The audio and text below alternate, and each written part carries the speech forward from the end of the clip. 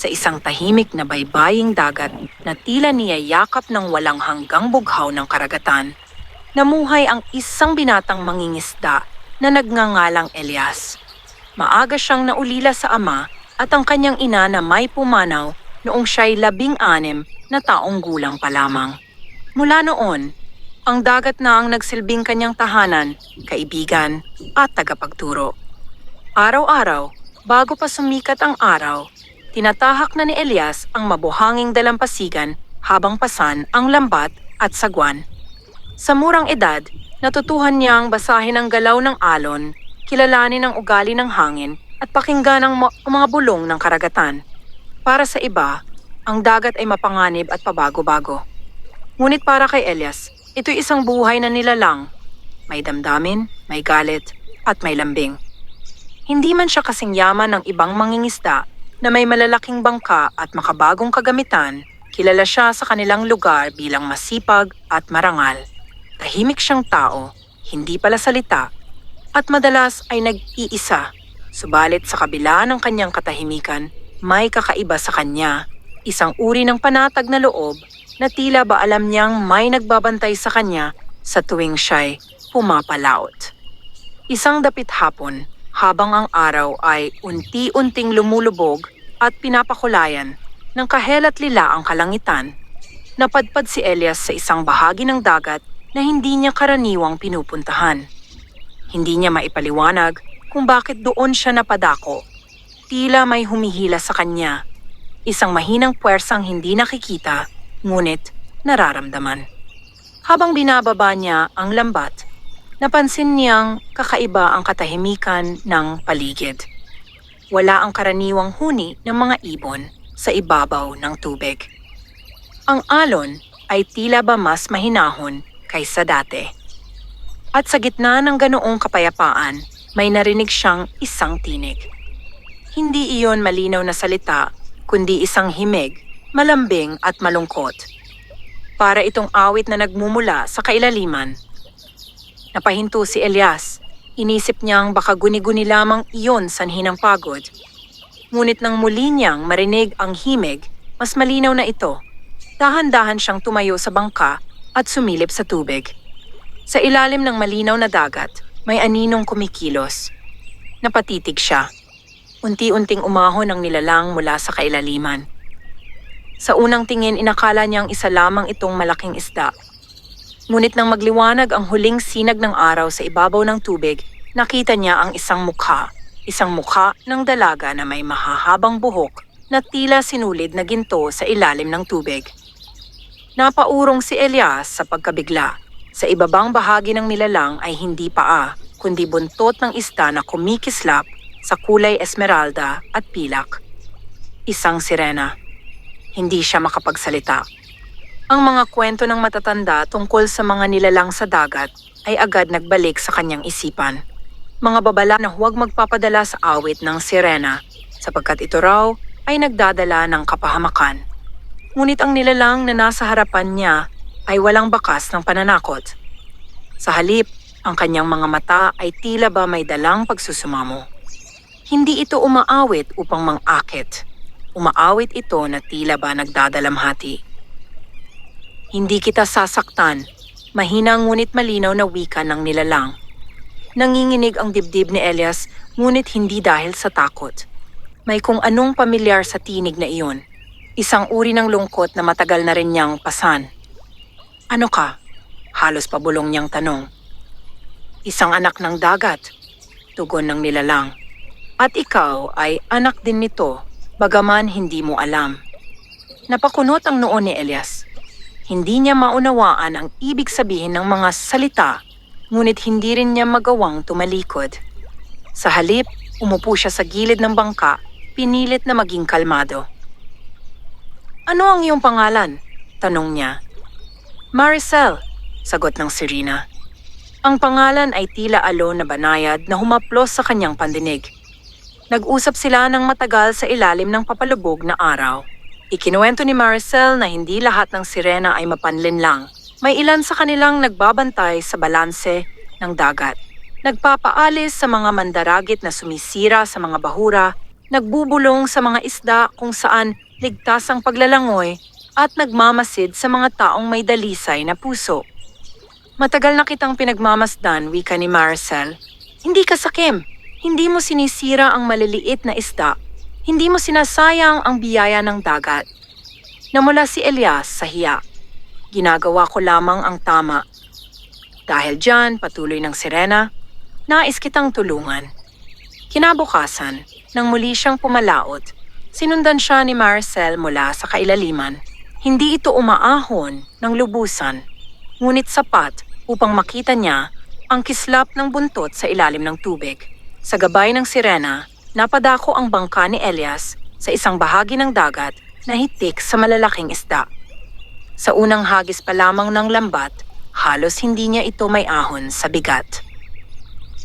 Mga tuna, lapu-lapu, at iba pang malalaking isda ang nahuli niya, higit pa sa kanyang karaniwang huli sa loob ng isang linggo. Hindi siya makapaniwala.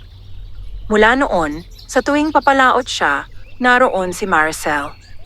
Hindi nila ipinagsasabi ang kanilang lihim. Sa tulong ng sirena, naging masagana ang bawat paglalayag ni Elias. Ang kanyang maliit na kubo ay napalitan ng mas maayos na tahanan. Hindi na siya kinukulang sa pagkain. Nakakatulong na rin siya sa ibang mangingisda kapag kapos ang kanilang huli. Ngunit kasabay ng kanyang pag-angat ay ang pag-usbong ng mga bulong-bulungan. Paano siya nakakakuha ng ganoong karaming isda? Tanong ng ilan. May anting-anting kaya? Hinala ng iba. Hindi alam ni Elias na ang biyayang kanyang tinatamasa ay unti-unting nagbubunsod ng inggit sa puso ng ilan sa kanyang mga kababayan. At sa kailaliman ng dagat habang nakatanaw sa ibabaw, alam ni Marcel na ang pakikipagkaibigan sa isang tao ay may kaakibat na panganib, hindi lamang para sa kanya, kundi para sa buong kaharian ng dagat. Isang gabi, habang maliwanag ang buwan at tahimik ang paligid, muling umahon si Marcel sa tabi ng bangka ni Elias. May darating na pagsubok, wika niya. Ano yun? Tanong ni Elias. Kapag nalaman nila ang tungkol sa akin, hindi lamang ikaw ang malalagay sa panganib. Tahimik na nagmuni ang binata. Alam niyang hindi habang buhay maitatago ang lihim. Ngunit sa unang pagkakataon sa kanyang buhay, may isang nilalang na hindi lamang nagbigay sa kanya ng biyaya, kundi ng tunay na pagkakaibigan. Sa ilalim ng malamlam na liwanag ng buwan, pinili niyang magtiwala. Hindi pa niya alam na ang tiwalang iyon ang magiging simula ng isang masalimuot na paglalakbay. Isang kwento ng pagkakaibigan, sakripisyo at pag-ibig na susubok sa hangganan ng mundo ng tao at ng mundo sa ilalim ng dagat. Mula nang magsimulang umangat ang kabuhayan ni Elias, nagbago ang tingin sa kanya ng maraming tao. Ang dati tahimik na pagbati ng kapwa mangingisda, tuwing umaga ay napalitan ng mga matang may halong pagtataka at pagdududa. May ilan na tahimik lamang, ngunit may iba na lantaran ang pag-uusisa. Sa tuwing ilalapag niya sa pamilihan ang malalaki at sariwang isda, nagkakagulo ang mga mamimili. Hindi lamang dahil sa laki at kalidad ng kanyang huli, kundi dahil tila ba laging higit ang kanyang dala kaysa sa sinumang pumapalaot sa parehong karagatan. Hindi karaniwan ito. Minsang bulong ng isang matandang mangingisda sa kanyang kasama. Parang may gumagabay sa kanya. Hindi alam ni Elias kung paano haharapin ang mga ganitong usap-usapan. Pinili niyang manahimik. Hindi siya sumagot, hindi nagmalaki, at lalong hindi nagbunyag ng lihim. Sa halip, mas lalo pa niyang pinagbubuti ang kanyang pakikitungo sa kapwa, nagbibigay ng isda sa mga kapos, tumutulong sa pag-ayos ng lambat ng iba, at nagbabahagi ng kaunting kita sa mga pamilyang nangangailangan. Ngunit hindi lahat ay naaantig ng kabutihan. May isang mangingisdang nagngangalang Ramon, kilala sa pagiging ambisyoso at ma-pride ang hindi mapalagay. Dati, siya ang itinuturing na pinakamahusay sa kanilang lugar. Siya ang may pinakamalaking bangka at pinakamaraming tauhan. Ngunit ngayoy tila natatabunan siya ng tahimik na binatang may maliit na bangka. May daya siya, Minsang wika ni Ramon sa kanyang mga tauhan, walang mangingisdang ganoon ang swerte araw-araw. Isang hapon, habang pauwi si Elias matapos ang masaganang huli, napansin niyang tila may bangkang sumusunod sa kanya sa di kalayuan. Hindi ito masyadong lumalapit, ngunit sapat upang maramdaman niyang may nagmamasid. Nang gabing iyon, muli siyang nagkita ni Maricel sa gitna ng dagat. Ang buwan ay bilog at maliwanag at ang tubig ay tila salamin na sumasalamin sa kalangitan. Mula sa kailaliman, marahang umahon ng sirena, ang kanyang buhok ay kumikislap sa liwanag ng buwan. "Hindi ka nag-iisa kanina," tahimik na sabi ni Maricel. Napabuntong hininga si Elias. "Napansin mo rin pala, may isang bangkang sumusunod sa iyo. Ang puso ng taong iyon ay puno ng pagdududa." Sandaling natahimik ang binata. Hindi niya gustong isipin ang tagumpay na kanyang tinatamasa ay nagdudulot ng galit sa iba. "Ayokong magkaroon ng kaaway," wika niya. "Ang nais ko lamang ay mabuhay ng marangal." "Ang kasaganaan," sagot ni Maricel, "ay parang liwanag sa dilim. Hindi lamang nito inaakit ang mga may mabuting hangarin, kundi pati ang mga pusong nababalot ng inggit." Sa mga sumunod na araw, naging mas maingat si Elias. Hindi na siya agad pumapalaot sa parehong oras. Minsan ay nagpapahinga siya ng ilang araw upang hindi mahalata ang pattern ng kanyang paglalayag. Ngunit sa kabila nito, hindi niya maikubli ang katotohanang tila ba alam niya kung saan naroroon ang pinakamalalaking isda. Isang umaga, bago pa sumikat ang araw, tahimik siyang naglayag. Ang dagat ay bahagyang maalon at ang hangin ay may dalang kakaibang lamig. Sa ilalim ng tubig, hindi niya makita ang kislap ng buntot ni Maricel. Sa unang pagkakataon mula nang sila'y magkaibigan, wala ang sirena sa kanyang tabi.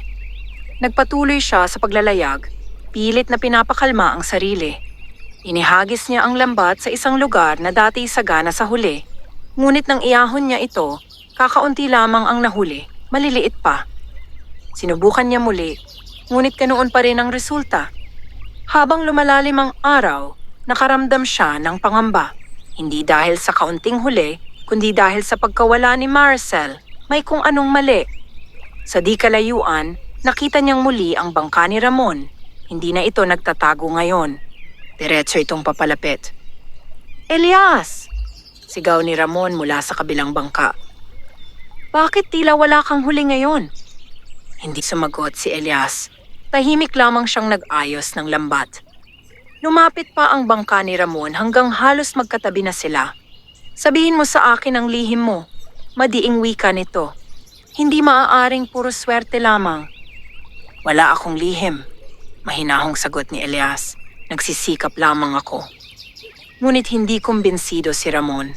Ang kanyang mga mata ay tila naghahanap ng ebidensya sa paligid, sa ilalim ng bangka, sa tubig, sa langit. Hindi nila namalayan na sa kailaliman may mga matang nagmamasid. Sa ilalim ng dagat, sa isang bahaging nababalutan ng mga bahura at halamang dagat, nakatayo si Maricel kasama ang isa pang nilalang na kahawig niya. Isang mas matandang sirena na may seryosong anyo. "Hindi ka dapat masyadong lumalapit sa tao," wika ng matandang sirena. "Ang ating mundo at ang kanila ay hindi dapat magsanib." "Hindi siya tulad ng iba," mariing sagot ni Maricel. "May kabutihan sa kanyang puso." Ang kabutihan ng isa ay hindi sapat upang pigilan ang kasakiman ng marami. Napayuko si Maricel. Alam niyang may katotohanan ng babala, ngunit hindi niya maikaila ang ugnayang nabuo sa pagitan nila ni Elias.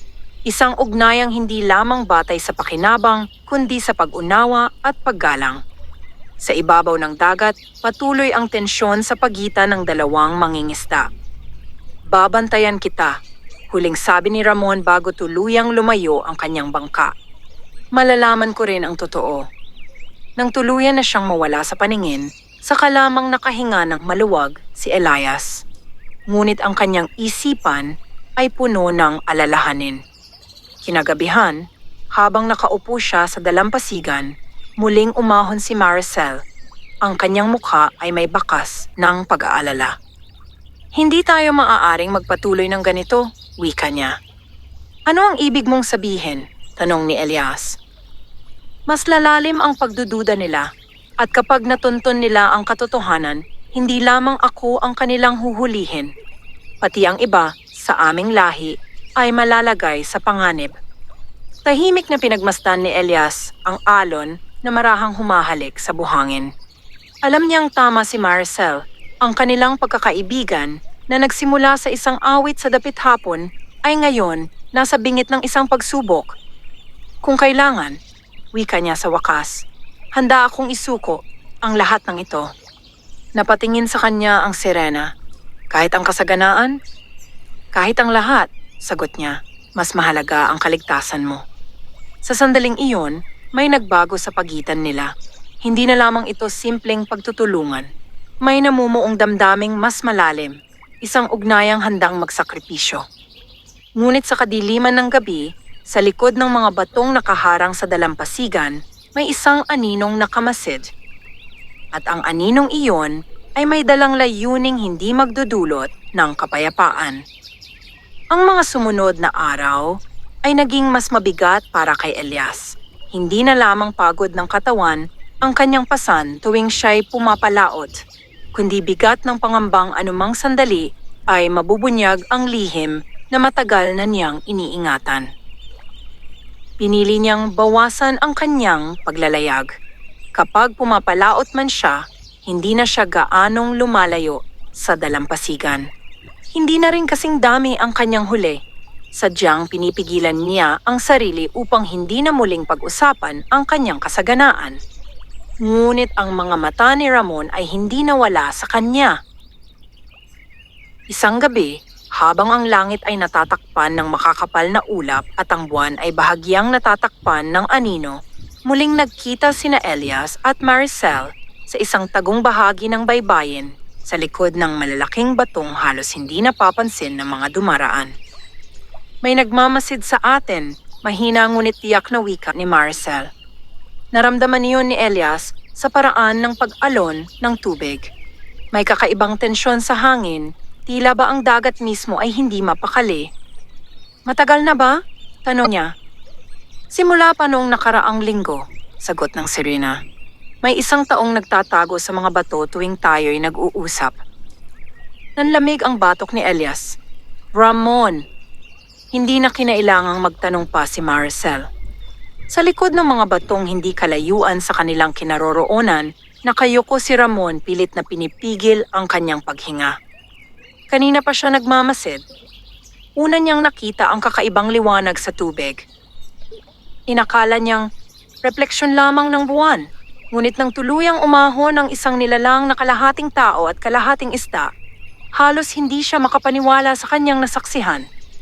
Isang sirena, at malinaw niyang nakita ang pakikipag-usap nito kay Elias. Naramdaman ni Ramon ang mabilis na tibok ng kanyang puso, hindi dahil sa takot, kundi dahil sa natuklasan niyang lihim. Kaya pala ganoon ang huli ni Elias. May gabay siya mula sa isang nilalang ng dagat. Hindi ito swerte, bulong niya sa sarili. Ito'y salamangka. Sa kanyang isipan, hindi niya ito tiningnang isang pambihirang pagkakaibigan. Sa halip, nakita niya ito bilang isang pagkakataon. Kung makukuha niya ang sirena, kung mapapasunod niya ito, hindi lamang siya magiging pinakamayamang mangingisda, kundi ang pinakamakapangyarihan. Sa kabilang panig ng mga bato, walang kamalay-malay si Elias sa tiyak na nasaksihan ni Ramon. Nakatuon ang kanyang pansin kay Maricel na ngayon ay may bakas ng lungkot sa mga mata. Hindi na tayo ligtas, wika ng sirena. Kapag ipinamalita niya ang tungkol sa akin, maaaring dumating ang iba, mga taong may dalang lambat na bakal at sibat.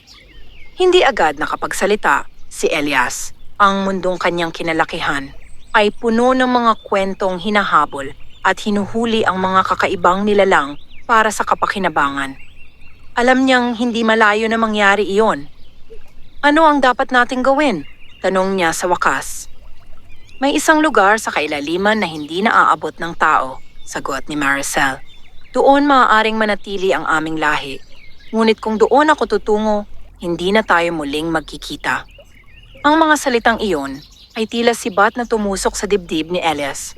Sa unang pagkakataon, malinaw niyang naunawaan kung gaano kalalim ang kanyang nararamdaman para sa sirena. Hindi lamang siya nagpapasalamat dito.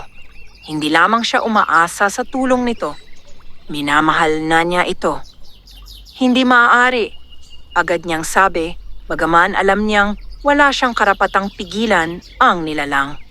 Hindi dapat ikaw ang magtago dahil lamang sa kasakiman ng iba. Sa di kalayuan, bahagyang gumalaw si Ramon at may maliit na batong nadulas sa ilalim ng kanyang paa. Agad na palingon si Elias sa direksyong iyon. May tao, bulong niya. Mabilis na lumubog si Maricel sa tubig, ngunit hindi tuluyang nawala. Sa ilalim ng mababaw na bahagi, nakamasid siya. Lumabas si Ramon mula sa likod ng mga bato, may bahid ng tagumpay sa kanyang mukha.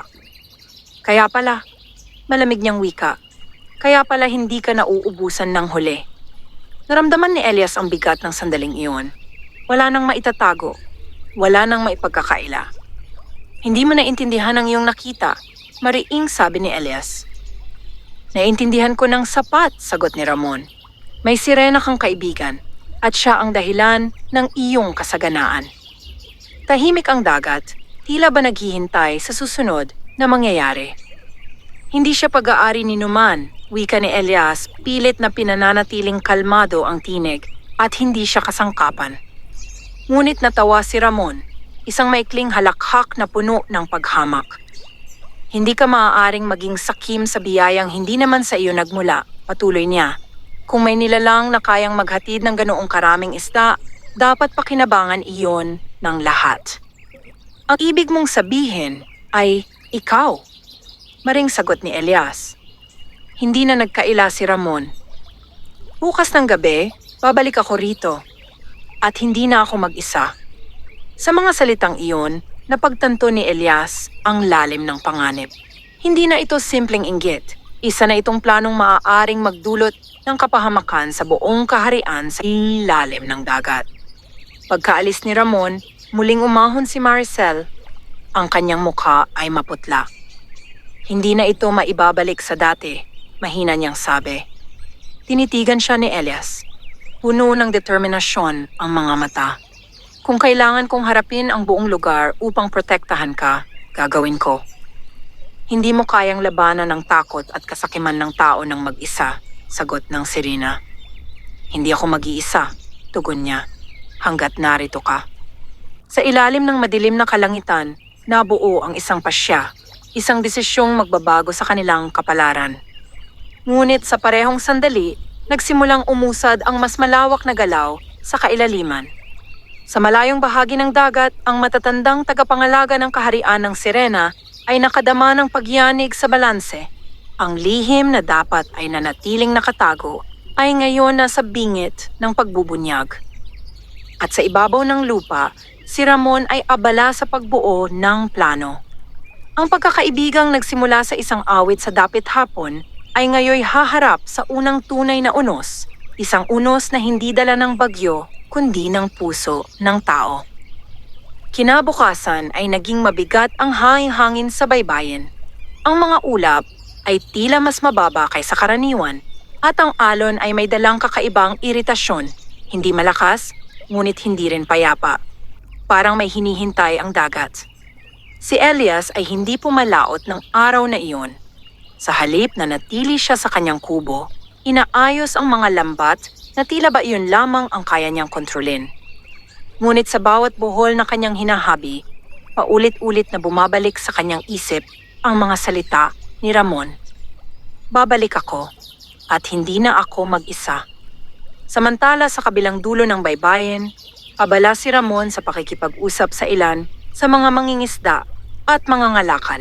Hindi niya agad ibinunyag ang kanyang nakita. Sa halip, maingat niyang itinanim ang binhi ng pagdududa. Napansin ba ninyo? Wika niya sa isang panat, kung paanong tila alam ni Elias kung saan naroroon ang malalaking isda. Hindi ba kayo nagtataka? May ilan na nagkibit balikat, ngunit may iba na napaisip. May nakita ako kagabi, patuloy ni Ramon, pinapababa ang tinig na parabang lihim ang kanyang ibinabahagi. isang nilalang sa dagat, at kausap niya si Elias. Natahimik ang grupo. Anong nilalang? Tanong ng isa. Isang sirena.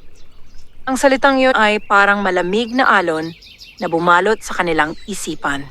May ilan na napatawa, ngunit hindi iyon tumagal.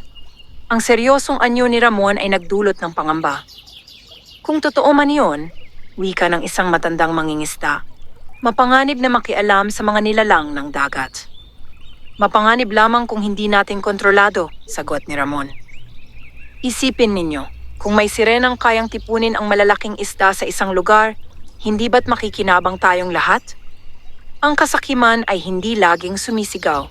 Minsan, ito'y mahinang bulong na nagbibigay katwiran sa sarili at sa mga pusong pagod na sa kakapusan, ang pangakong kasaganaan ay madaling kapitan. Pagsapit ng gabi, 4 na bangka ang tahimik na umusad palayo sa baybayin. Sa bawat isa ay may dalang makapal na lambat, hindi karaniwan, kundi yari sa pinatibay na lubid at may mga pabigat na bakal. Hindi alam ng karamihan ang tunay na pakay. Sinabi lamang ni Ramon na may huhulihin silang kakaibang nilalang na maaaring magdala ng masaganang huli para sa lahat. Sa kabilang panig ng dagat, nakadama ng kakaibang galaw si Marcel. Ang tubig ay may dalang panginginig na hindi likas sa alon. Umahon siya sa mababaw na bahagi kung saan naghihintay si Elias. Dumarating na sila, agad niyang wika. Hindi na nagulat si Elias. Ilang bangka? Mahigit sa isa. Sa sandaling iyon, naunawaan niya ang lawak ng plano ni Ramon. Hindi lamang ito simpleng pagsubok na alamin ang katotohanan. Isa itong panghuhuli. Lumayo ka muna, maring sabi ni Elias. Pumunta ka sa mas malalim na bahagi. Ngunit umiling si Maricel. Kapag umatras ako ngayon, hahabulin nila ang iba sa amin. Hindi ako ang huling sirena sa bahaging ito ng dagat. Tahimik ang binata. Ang kanyang pagnanais na protektahan si Marcel ay ngayon nakaharap sa mas malawak na panganib. Sa di kalayuan, lumitaw ang mga anino ng mga bangka sa ilalim ng liwanag ng buwan. Mabagal ang kanilang pag-usad, tila ba nag-iingat upang hindi lumikha ng labis na ingay. Kapag inihagis nila ang lambat, bulong ni Marcel, "Kailangan mong umalis." "Hinding-hindi," sagot ni Elias. Hindi nagtagal narinig nila ang mahinang sigaw ni Ramon mula sa isa sa mga bangka. "Dito ko siya nakita." Sa isang iglap, inihagis ang malalaking lambat sa tubig. Bumagsak ang mga pabigat na bakal, mabilis na lumubog at bumuka sa ilalim ng dagat. Sa kailaliman, naramdaman ni Marcel ang paglapit ng panganib. Ang lambat ay hindi basta-basta mapupunit. Idinisenyo ito upang humuli ng malalaking isda o anumang nilalang na madaanan. "Umalis ka na!" Sigaw ni Elias habang sinisikap itulak ang kanyang bangka palayo sa gitna ng mga lambat. Ngunit bago pa man siya makalayo, may isa sa mga lambat ang napadpad sa direksyon ni Marcel. Sa isang iglap, binalot ng makapal na lubid ang kanyang buntot. Nabigla siya. Sinubukan niyang pumiglas, ngunit ang mga pabigat na bakal ay lalo lamang humihigpit habang siya'y gumagalaw. Sa ibabaw ng tubig, napansin ng mga mangingisda ang kakaibang pag-alon. "May nahuli tayo!" sigaw ng isa. "Hatakin!" utos ni Ramon. Sa lakas ng 4 na bangka na sabay-sabay humihila, dahan-dahang umaangat ang lambat mula sa kailaliman. Sa bangka ni Elias, tila tumigil ang mundo. Hindi niya kayang manatiling nakatingin lamang habang inaahon ang nilalang na naging bahagi ng kanyang buhay. Walang pag-aatubili, tumalon siya sa tubig. "Elias!" sigaw ni Ramon mula sa ibabaw, ngunit huli na ang lahat. Sa ilalim ng malamlam na liwanag ng buwan na tumatagos sa tubig, nilapitan ni Elias si Marcel. Ang kanyang buhok ay nakahalo sa lubid at ang kanyang mga mata ay puno ng sakit ngunit hindi takot. "Bumalik ka," pabulong niyang sabi sa binata. Sa halip na sumunod, hinila ni Elias ang isang maliit na kutsilyong lagi niyang dala sa baywang. Isa-isa niyang pinuputol ang makakapal na lubid. Sa ibabaw, naramdaman ng mga mangingisda ang biglang pagluwag ng lambat. Humihiwalay, sigaw ng isa. Masigpitan, utos ni Ramon, galit na galit. Ngunit huli na. Sa isang huling hiwa, naputol ang pangunahing buhol ng lambat. Sa isang malakas na pagpitik ng buntot, nakalaya si Maricel. Bumalik siya sa mas malalim na bahagi, ngunit bago tuluyang lumubog, hinila niya si Elias pataas, inilapit sa kanyang bangka. Sa gitna ng kaguluhan, nagkatinginan sina Elias at Ramon. Sa mga mata ni Ramon ay hindi lamang galit, kundi pagkabigo. Ang kay Elias na may apoy ng paninindigan. Hindi ninyo siya pagmamay-ari, sigaw ni Elias. Ngunit ang mga salitang iyon ay tinangay ng hangin.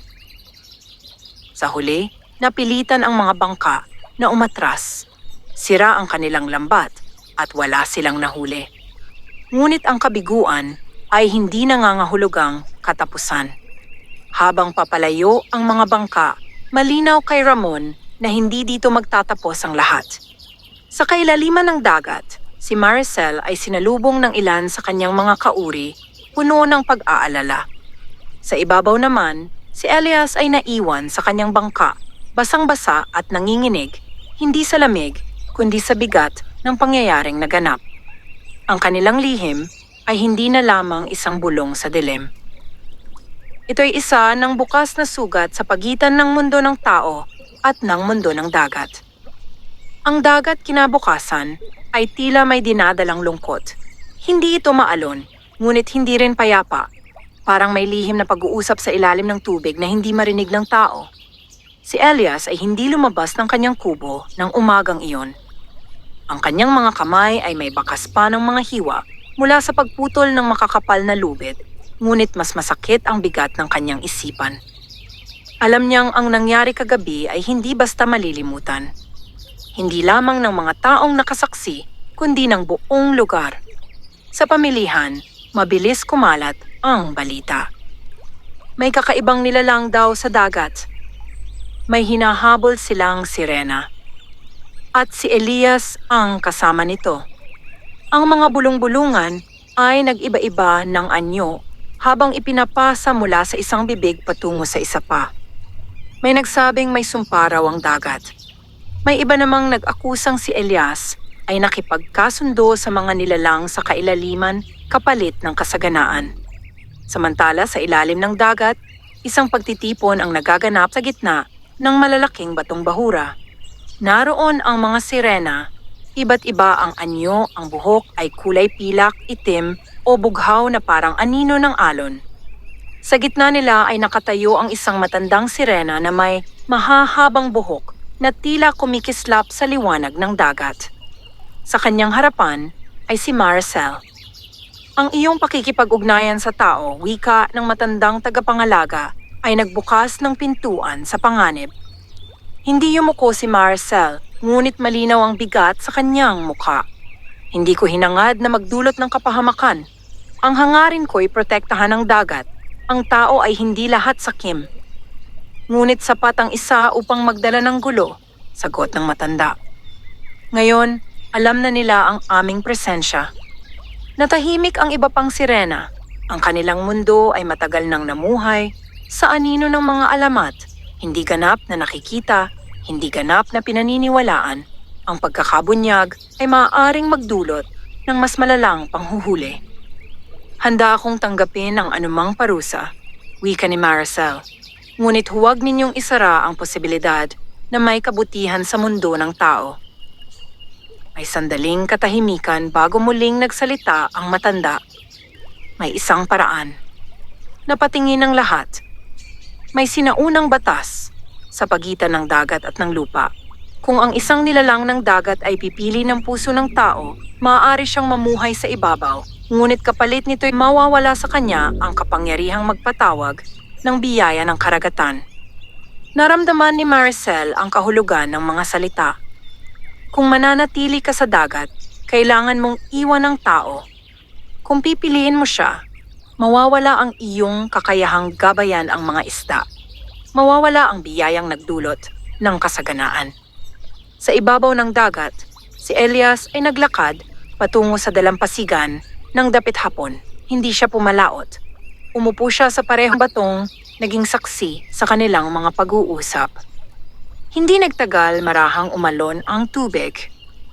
Umahon si Maricel, ngunit may kakaibang seryosong anyo ang kanyang mukha. May pasya ang aming kaharian, wika niya. Tahimik na naghintay si Elias. Ikinuwento niya ang sinaunang batas, ang pagpili sa pagitan ng mundo ng dagat at ng mundo ng tao. Sa bawat salitang binigkas niya, naramdaman ni Elias ang unti-unting pagkapunit ng isang bagay sa kanyang dibdib. Ibig mong sabihin, mahinang sabi niya, kapag pinili mo akong manatili rito, mawawala ang iyong kakayahan? Oo, tugon ni Maricel. Hindi na kita magagabayan sa huli. Hindi na ako magiging tagapangalaga ng bahaging ito ng dagat. Napatingin si Elias sa malawak na karagatan. Ang lahat ng kanyang tinatamasa, ang bagong tahanan, ang kakayahang tumulong sa iba, ay bunga ng tulong ng sirena. Ngunit ang mga ito ay hindi kailanman naging dahilan ng kanyang pakikipagkaibigan. Ayokong mawala ang iyong mundo dahil sa akin, mariin niyang sabi. Hindi ito pagkawala, sagot ni Maricel. Ito ay pagpili. Kung pipiliin mo ang dagat, tatanggapin ko, wika ni Elias, kahit masakit. Kung pipiliin mo ang lupa, tatanggapin ko rin. Hindi kita hihilinging isuko ang iyong sarili. Sa mga sandaling iyon, mas naging malinaw kay Maricel ang kanyang nararamdaman. Ang pagmamahal ay hindi pag-aangkin. Hindi ito pagpilit. Ito'y pagpayag sa kalayaan ng isa. Ngunit hindi pa tapos ang unos. Sa kabilang panig ng baybayin, si Ramon ay hindi pa sumusuko. Ang kabiguan ng unang tangka ay lalo lamang nagpasidhi ng kanyang determinasyon.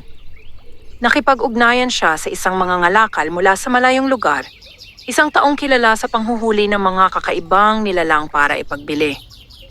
Hindi basta-bastang lambat ang kailangan, sabi ng mangangalakal, kundi bakal at bitag. Ang balitang ito ay hindi pa alam ni na Elias at Maricel. Habang sila'y nakatingin sa isa't isa sa ilalim ng kulay rosas na langit ng dapit hapon, isang mas mabigat na panganib ang papalapit. Isang panganib na hindi lamang susubok sa kanilang damdamin, kundi sa kanilang kakayahang magsakripisyo. At sa kailaliman, ang mga alon ay tila nagbubulong ng isang babala na hindi na maaaring ipagsawalang bahala. Lumipas ang ilang araw na tila tahimik ang lahat, ngunit ang katahimikang iyon ay may dalang pangamba. Si Elias ay muling pumalaot, hindi upang maghanap ng masaganang huli, kundi upang patunayan sa sarili na kaya niyang mabuhay nang walang gabay ng mahiwagang biyaya. Ang kanyang mga lambat ay bumalik sa dating anyo, karaniwan payak at madalas ay magaan kapag inaahon. Hindi siya nagreklamo. Sa halip, tinanggap niya ang pagbabagong iyon bilang bahagi ng kanyang pasya. Sa ilalim ng dagat, si Maricel ay mas madalang nang umahon. Pinagmamasdan niya si Elias mula sa kailaliman, pinipigilan ang sariling lapitan siya sa bawat paglalayag. Hindi pa niya ipinahahayag ang kanyang magiging pasya sa konseho ng mga sirena, ngunit alam niyang hindi na maaaring magtagal ang pag-alinlangan. Samantala, isang malaking bangka ang dumaong sa baybayin isang umaga. Hindi ito pamilyar sa mga mangingisda roon. Makintab ang gilid nito at mas matibay ang pagkakayari kaysa sa karaniwang sasakyang dagat sa kanilang lugar. Mula rito ay bumaba ang isang lalaking may matalim na tingin at bihis na hindi pangkaraniwan. Siya si Don Laureano, isang mangangalakal na kilala sa paghahanap ng mga pambihirang nilalang at bagay na maaaring ipagbili sa mataas na halaga. Si Ramon ang sumalubong sa kanya. Sigurado ka ba sa iyong nakita? Tanong ni Don Laureano habang sinusuri ang paligid. Hindi ako nagkakamali, mariing sagot ni Ramon. Isang sirena at alam ko kung saan siya lumilitaw. Isang malamig na ngiti ang sumilay sa labi ng mga ngalakal. Kung gayon, malaki ang magiging pakinabang natin. Hindi na nag-atubili si Ramon. Ang pangakong kayamanan at pagkilala ay sapat upang tabunan ang anumang pag-aalinlangan. Sa gabing iyon, habang ang hangin ay mas malamig kaysa karaniwan, si Elias ay muling naghintay sa paborito nilang tagpuan, Dumating si Maricel, tahimik, ang kanyang mga mata ay may dalang pagod. May bagong bangka sa baybayin, sabi ni Elias bago pa man siya makapagsalita. At may kasamang estranghero si Ramon. Nagkatinginan sila, hindi na kailangan ng paliwanag. Mas mabigat ang kanilang balak, wika ni Maricel. Nararamdaman ko ang presensya ng bakal sa tubig. Hindi na unawaan ni Elias agad ang ibig niyang sabihin, ngunit ilang sandali pa'y narinig nila ang mahinang paglagutok ng kadena mula sa malayo. Mula sa kadiliman, dahan-dahang umusad ang malaking bangka ni Don Laureano. Sa gilid nito ay nakasabit ang isang kakaibang bitag, hindi lambat na lubid, kundi isang balangkas na yari sa makakapal na bakal na may mga kawit sa loob. Kapag nahuli siya, mahinang sabi ni Ramon mula sa bangka, hindi na siya makakatakas. Sa tubig agad lumubog si Maricel, ngunit hindi upang tumakas. Sa halip nagmamasid siya sa ilalim habang dahan-dahang ibinababa ang bitag. Si Elias na nasa maliit niyang bangka sa di kalayuan ay nagpasiyang huwag manatiling tagamasid. Pinabilis niya ang pagsagwan, tinahak ang pagitan ng kanyang bangka at ng malaking sasakyang dagat. Ramon, sigaw niya, itigil ninyo ito. Ngunit hindi siya pinansin. Abala si Don Laureano sa pag-uutos sa kanyang mga tauhan. Sa kailaliman nakita ni Maricel ang pagbukas ng bitag. Hindi ito tulad ng karaniwang lambat na maaaring putulin. Ang mga kawit ay nakapwesto upang mahuli ang anumang gagalaw sa loob. Napagtanto niyang hindi lamang siya ang target. Ang lugar na iyon ay tirahan ng iba pang nilalang ng dagat. Mga batang sirena, mga bihirang isda at mga pagong na matagal nang naninirahan sa bahura. Hindi na siya maaaring umatras. Sa ibabaw umakyat si Elias sa gilid ng malaking bangka, pilit na hinaharang ang pagbaba ng bitag. Wala kayong karapatan, mariin niyang sabi kay Don Laureano. At sino ka upang magtakda ng karapatan? Malamig na tugon ng mga ngalakal. Ang dagat ay hindi pag-aari ng isa. Hindi rin ito pag-aari ninyo, sagot ni Elias. Sa sandaling iyon, naramdaman nila ang biglang pag-igkas ng kadena. Sa ilalim ng dagat, si Maricel ay pumasok sa loob ng bitag. Hindi bilang biktima, kundi upang itulak palabas ang isang batang sirena na hindi agad nakalayo. Tinulak niya ito palayo, ngunit sa kanyang paggalaw, sumabit ang kanyang buntot sa isa sa mga kawit. Sa ibabaw napansin ng mga tauhan ang biglang bigat. May nahuli, sigaw ng isa. Naramdaman ni Elias ang pag-akyat ng takot sa kanyang dibdib. Hindi na siya nag-isip. Tumalon siyang muli sa dagat. Sa malamlam na tubig, nakita niya si Maricel na pilit pinipigilan ang sakit habang nakakawit ang kanyang buntot sa bakal. Lumapit siya at hinawakan ang bakal ngunit matalim ito at mahirap hawakan. Sa itaas, hinila ng mga tauhan ang kadena. Unti-unting umaangat ang bitag. Nang makita ni Don Laureano ang kislap ng buntot sa ilalim ng tubig, nagliwanag ang kanyang mukha. Tama ka, Ramon, bulong niya. Napakahalaga nito. Ngunit sa mismong sandaling iyon, may kakaibang nangyari. Ang tubig sa paligid ay biglang umalon ng mas malakas. Mula sa kailaliman, nagsimulang umikot ang malakas na agos. Ang mga isda ay sabay-sabay na kumilos, tila ba may tumatawag sa kanila. Hindi ito gawa ni Maricel. Siya ay nahihirapan at sugatan. Ito'y tugon ng dagat mismo. Ang mga alon ay tumaas, hinampas ang gilid ng malaking bangka. Nayanig ang mga tauhan, nabitawan ng ilan ang kadena. Sa kaguluhan, nagawa ni Elias na alisin ang kawit sa buntot ni Maricel kahit na nasugatan ang kanyang sariling mga kamay. Sa isang malakas na pag-ikot ng agos, nabaligtad ang bakal na bitag at bumagsak pabalik sa tubig. Napaurong ang malaking bangka, pilit na kinokontrol ang pagyanig. Sa ilalim ng dagat, hinawakan ni Maricel ang kamay ni Elias sa huling sandali bago siya itinulak pa itaas ng alon patungo sa kanyang bangka.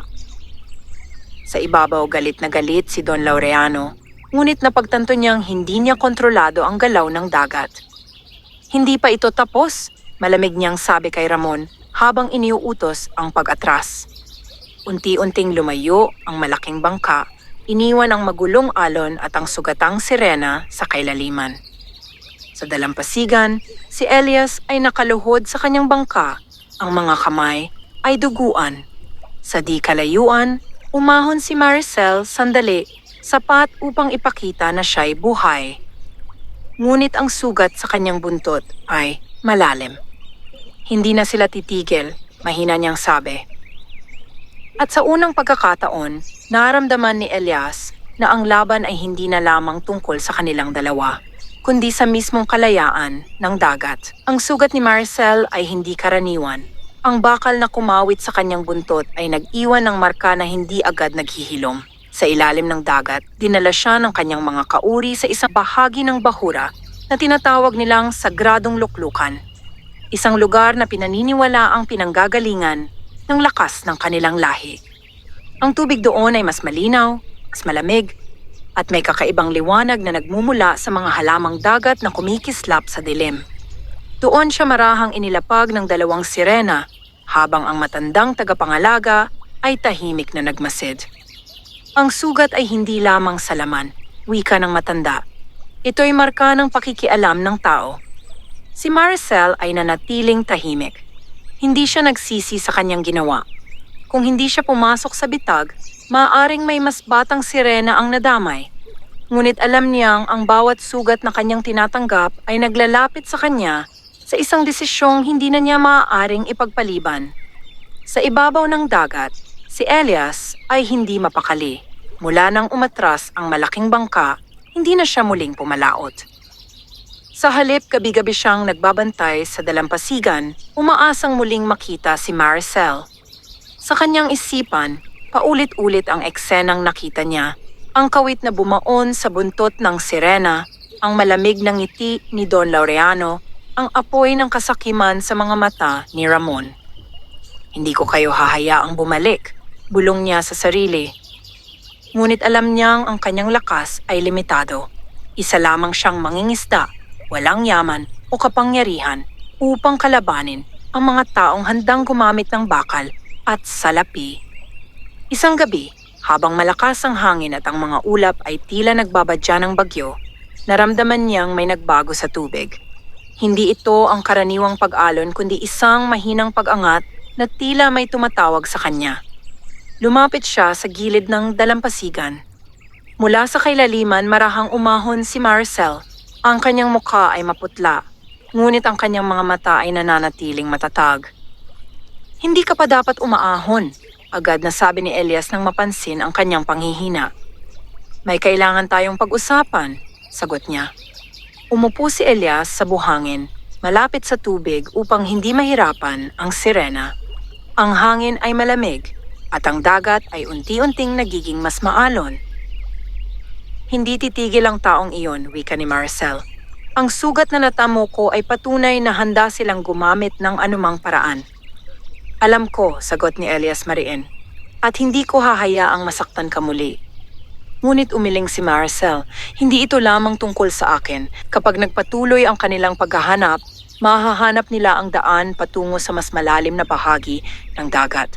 Maraming buhay ang malalagay sa panganib.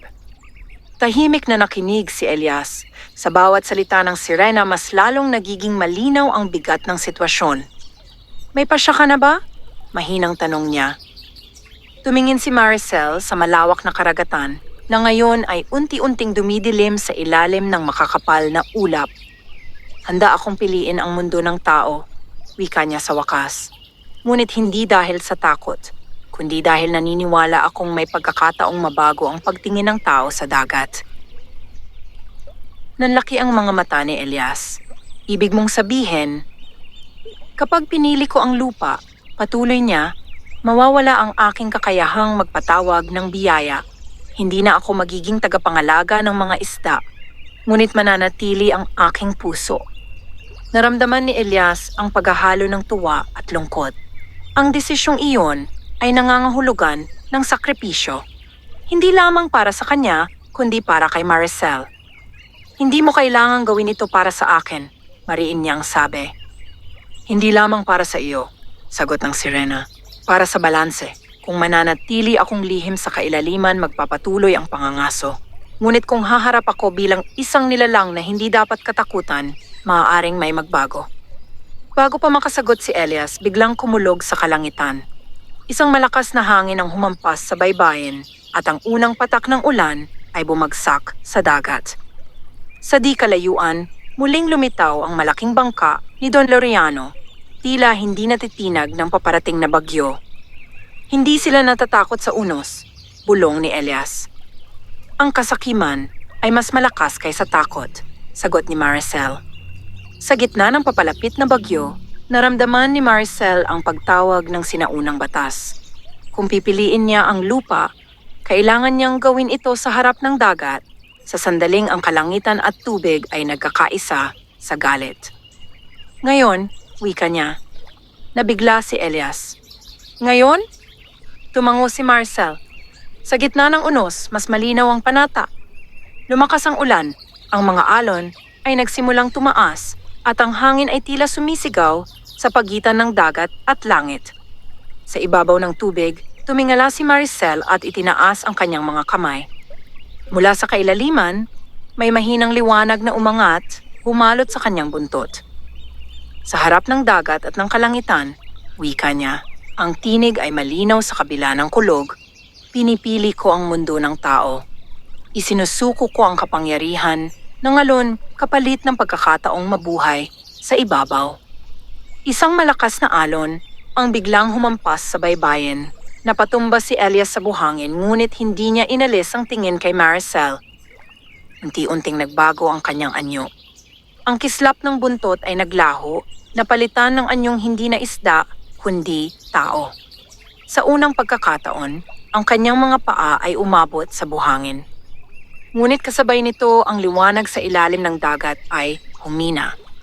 Sa malayo, ang malaking bangka ay nayanig ng malalaking alon na pilitang umatras upang hindi tuluyang matangay ng bagyo. Sa baybayin, habang patuloy ang ulan, nakaluhod si Elias sa harap ni Maricel. Hindi na bilang Serena kundi bilang isang dalagang nanginginig sa lamig at sa bigat ng kanyang pasya. At sa unang pagkakataon, ang pagitan ng dagat at ng tao ay tuluyang nabura. Ngunit ang pagsubok ay hindi pa tapos. Ang umaga matapos ang unos ay dumating na tila walang bakas ng naganap na pagbabago. Ang dagat ay muling naging payapa at ang kalangitan ay nagmistulang malinis na walang dalang galit. Ngunit sa baybayin, nagsimula ang isang bagong yugto. Hindi lamang para kay Elias, kundi para kay Maricel. Sa unang pagkakataon, nasilayan ni Maricel ang mundo mula sa pananaw ng tao. Ang buhangin, na dati nadarama lamang niya bilang malamig na haplos sa ilalim ng tubig, ay ngayoy ramdam niya sa kanyang mga paa. Ang hangin ay hindi na lamang alon, na dumadaloy sa kanyang buhok, kundi hiningang pumapasok sa kanyang dibdib. Ngunit hindi naging madali ang unang mga hakbang. Mahinang-mahina siya ng gabing iyon. Dinala siya ni Elias sa kanyang kubo, tinakpan ng tuyong kumot at pinainom ng maligamgam na tubig. Hindi siya sanay sa bigat ng sariling katawan sa lupa. Ang bawat galaw ay tila bagong tuklas. Magpahinga ka, marahang sabi ni Elias habang inilalayo ang mga gamit upang magkaroon siya ng espasyo. Tahimik na tumango si Maricel. Ang kanyang mga mata ay puno ng pagtataka at bahagyang lungkot. Sa kabila ng kanyang desisyon, ramdam niya ang pagkawala ng malawak na kalayaang dulot ng dagat. Wala na ang agos na sumusuporta sa kanya, wala na ang malamig na yakap ng kailaliman. Ngunit sa bawat sandaling magtatama ang kanilang mga mata ni Elias, may init siyang nararamdaman. Isang uri ng katiyakan na hindi niya kailanman naranasan sa ilalim ng tubig. Lumipas ang ilang araw, nananatili silang tahimik. Hindi muna pumalaot si Elias. Ang sugat sa kanyang mga kamay ay hindi pa tuluyang naghihilom. At si Maricel ay natutong tumayo, maglakad at kumilos bilang tao. Sa unay ilang hakbang lamang ang kaya niya. Madalas siyang matisod. Ngunit sa bawat pagkadapa, nariyan si Elias upang umalalay. Ang lupa ay hindi tulad ng dagat, minsang sabi niya habang tinutulungan si Maricel na muling tumayo. Hindi ito gagalaw upang suportahan ka. Kailangan mong matutong panindigan ang sarili. Isang mahinang ngiti ang sumilay sa labi ni Maricel. Marahil iyon ang unang aral ko bilang tao. Ngunit hindi maitatago ang kanilang lihim ng matagal. Isang hapon, habang si Maricel ay nakaupo sa may pintuan ng kubo at pinagmamasdan ang papalubog na araw, may batang dumaan at napansin ang kakaibang ganda ng dalaga. Sino siya? Tanong ng bata kinabukasan sa kanyang ina. Hindi nagtagal, kumalat ang balita na may bagong dalagang naninirahan sa kubo ni Elias. Ang mga bulong ay muling nagsimulang umalingaw-ngaw. May kasamang babae si Elias. Saan niya iyon nakuha? Si Ramon, na patuloy na nagmamasid, ay agad nakaramdam ng hinala. Mula nang mangyari ang unos, hindi na niya muling nasilayan ang sirena. Ngunit nang mabalitaan niyang may bagong dalaga sa kubo ng mangingisda, nagbalik ang apoy sa kanyang dibdib. Hindi maaaring nagkataon lamang, bulong niya sa sarili. Samantala si Don Laureano ay hindi pa tuluyang umaalis sa lugar. Bagaman umatras siya sa harap ng bagyo, hindi nawala ang kanyang interes. Nanatili ang kanyang bangka sa di kalayuan, tila naghihintay ng panibagong pagkakataon. Sa kubo nagsimulang maramdaman ni Maricel ang unti-unting paghina ng koneksyon niya sa dagat. Dati, kaya niyang marinig ang galaw ng malalaking isda at ang awit ng mga balyena sa malayo. Ngayon ang dagat ay tila isang malayong alaala. Namimiss mo ba? Tanong ni Elias isang gabi habang sila'y nakaupo sa tabi ng ilawan. Hindi agad sumagot si Maricel. Pinakinggan niya ang mahinang hampas ng alon sa dalampasigan. Ang dagat ay bahagi ng aking pagkatao, wika niya sa wakas. Ngunit hindi ako nagsisisi. Bakit? Dahil sa unang pagkakataon, nararanasan kong mamili. Hindi dahil sa tungkulin, kundi dahil sa damdamin. Tahimik si Elias. Hindi niya kayang sukatin ang sakripisyong ginawa ng dalaga.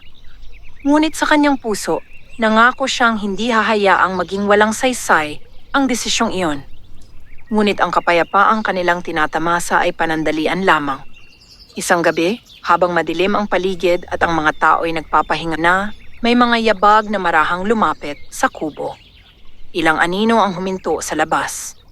Sa loob, biglang nakaramdam ng kakaibang kirot si Maricel, isang mahinang pagtawag mula sa dagat ngunit hindi ito natural. Parang may bagay na humihila sa kanyang nakaraang pagkatao. Napatayo siya kahit nanginginig. Ano iyon? Agad na tanong ni Elias. May dala silang bakal. Mahina niyang sagot. Sa labas, narinig ang mahinang pag-angat ng pinto. Hindi pa tapos ang panghuhuli. At sa pagkakataong ito, hindi na sa gitna ng dagat magaganap ang pagsubok, kundi sa mismong tahanan na pinili ni Maricel bilang kanyang bagong mundo.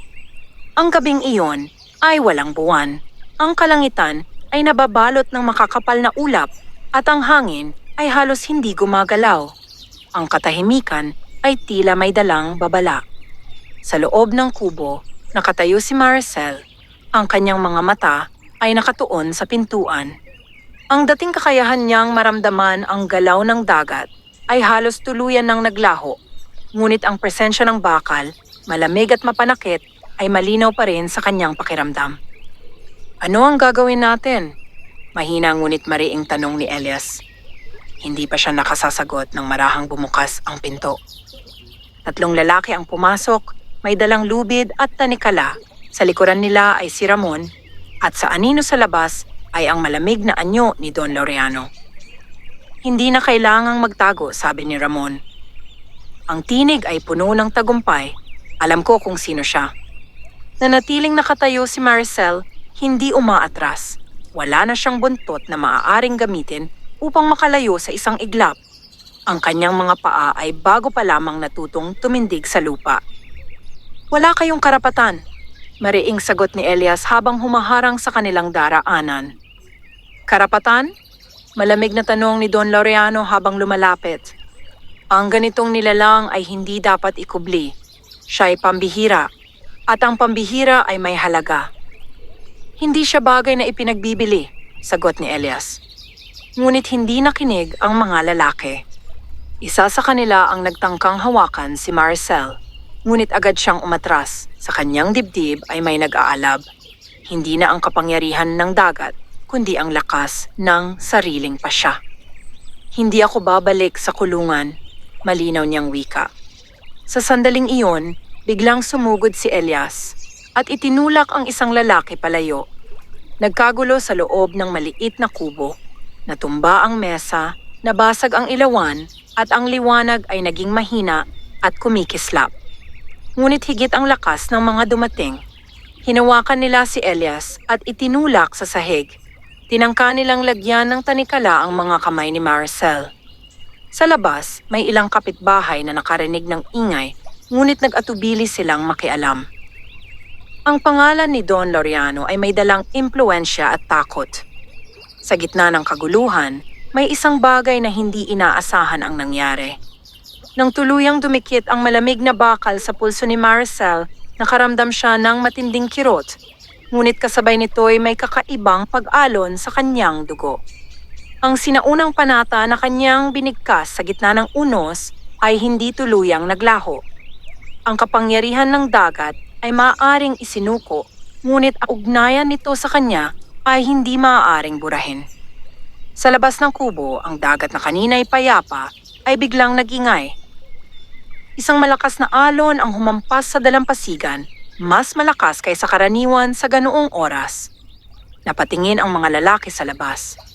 Isa pang alon ang sumunod, mas mataas. Bagyo ba ito? Tanong ng isa, may bahid ng takot. Ngunit walang hangin, walang ulan. Sa loob, tumayo si Marcel kahit nakakadena ang isang kamay. Ang kanyang mga mata ay tila nagliliwanag sa mahinang apoy ng ilawan. Ang dagat ay hindi ninyo pag-aari, wika niya, kalmado ngunit matatag. Sa sandaling iyon, isang malakas na pagyanig ang naramdaman sa lupa. Hindi lindol, kundi ang pagragasa ng alon na sumampa hanggang sa paanan ng kubo. Napaurong ang mga lalaki. Si Ramon ay napatitig kay Marcel, ang mukha'y namumutla. Hindi maaari, bulong niya. Isinuko mo na ang kapangyarihan mo. Hindi ko kailangan ng kapangyarihan upang ipagtanggol ang aking sarili, sagot niya. Sa labas, ang tubig ay umabot hanggang sa pintuan, pumasok sa kubo at bumalot sa kanilang mga paa.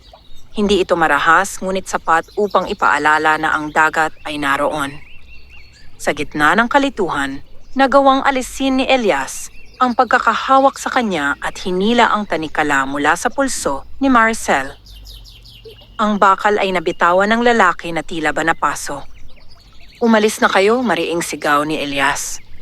Sa unang pagkakataon, nakita sa mukha ni Don Laureano ang alinlangan. Ang kanyang negosyo ay nakabatay sa kontrol, sa kakayahang hulihin at ikulong, ngunit ang nangyayari ay hindi niya maipaliwanag. Hindi pa ito tapos, malamig niyang sabi bago tuluyang umatras. Isa-isa, lumabas ang mga lalaki sa kubo. Ang tubig ay unti-unting bumaba kasabay ng kanilang paglayo. Naiwan sina Elias at Marcel sa loob, basang-basa ang sahig at nagkalat ang mga gamit. Tahimik ang gabi, ngunit ang tensyon ay nananatili. Hindi na sila basta babalik, sabi ni Elias habang hinahawakan ang kamay ni Marcel. Babalik sila, sagot niya.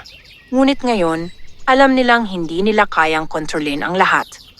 Sa labas, unti-unting humupa ang dagat, tila ba kontento sa naipakitang babala. Ngunit malinaw sa kanilang dalawa na ang laban ay hindi pa tapos. Ang kasakiman ay hindi madaling napipigil at ang katotohanan tungkol kay Marcel ay hindi na maaaring itago. Sa dilim ng gabing iyon, nagpasya si Elias na hindi na lamang siya magtatanggol. Kailangan na nilang harapin ang buong pamayanan, hindi sa pamamagitan ng takot, kundi ng katotohanan. At sa pagsikat ng araw, isang bagong yugto ng kanilang pakikipaglaban ang magsisimula. Sumikat na ang araw na tila walang bakas ng kaguluhan ng nakaraang gabi. Ang baybayin ay muling naging payapa at ang dagat ay marahang humahampas sa buhangin na parabang wala itong ipinakitang galit. Ngunit sa puso ni na Elias at Marcel, malinaw na ang tahimik na anyong iyon ay panandalian lamang. Hindi na maaaring magtago. Maaga pa lamang ay nag-ayos na si Elias. Ang kubo ay nilinis mula sa bakas ng paglusob. Ang nabasag na ilawan ay pinalitan. Ang natumbang mesa ay itinayo. Hindi niya nais na magmukhang biktima. Sa halip, nais niyang humarap ng matatag. Si Marcel ay tahimik na nakaupo sa may pintuan, nakamasid sa malawak na dagat. Sa liwanag ng araw, ang kanyang anyo ay ganap ng tao. Wala nang bakas ng buntot o ng kislap ng sinaunang kapangyarihan. Ngunit ang kanyang presensya ay nananatiling kakaiba. May dalang dignidad at katahimikan na hindi maipaliwanag. "Handa ka na ba?" tanong ni Elias. Tumango siya. Ang katotohanan ay hindi dapat ikubli kung ito'y hindi masama. Bago pa man sumapit ang tanghali, naglakad si Elias patungo sa gitna ng pamayanan at humiling ng pagtitipon. Maraming nagulat sa kanyang ginawa. Ang ilan ay nag-usisa, ang iba'y nagbulungan. Hindi nagtagal, nagtipon ang mga tao sa ilalim ng malaking puno malapit sa dalampasigan. Naroon ang matatandang mangingisda, ang mga mangangalakal, at maging ang ilang kabataang nakarinig ng balita tungkol sa naganap na paglusob. Hindi nagtagal, dumating din si Ramon, may dalang pilit na tapang sa mukha. Sa di kalayuan ay naroon si Don Laureano, nakamasid ngunit hindi nagsasalita. Humakbang si Elias sa harap ng mga tao. Sa tabi niya ay si Marcel. May mga kumakalat na usap-usapan, panimula ni Elias. At may mga pangyayaring nagdulot ng takot sa marami. Hindi ako narito upang makipagtalo, kundi upang magsabi ng totoo. Tahimik ang mga tao. Ang dalagang ito, patuloy niya, ay hindi mangkukulam, hindi sumpa, at hindi kasangkapan. Siya ay isang nilalang na minsang nagmula sa dagat, ngunit pinili niyang mamuhay bilang tao. May mga bulong na umalingaw.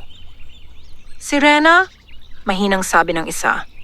Hindi itinanggi ni Marcel ang salita. "Oo," malinaw niyang wika. "Ako'y anak ng dagat, ngunit hindi ako narito upang mangakit o manakit. Pinili kong iwan ang kailaliman upang maiwasan ang patuloy na panghuhuli at pagdanak ng dugo." Napatingin ang ilan kay Ramon. "Kung totoo man iyan," wika ng isang matandang mangingisda, "bakit kami dapat maniwala?" Huminga ng malalim si Marcel. "Noong ako'y nasa dagat pa, ginabayan ko ang mga isda palayo sa inyong lambat kapag panahon ng pangingitlog. Pinangalagaan ko ang bahura upang hindi maubos ang inyong huli. Ang dagat ay nagbibigay, ngunit kailangan din itong igalang." Natahimik ang mga tao.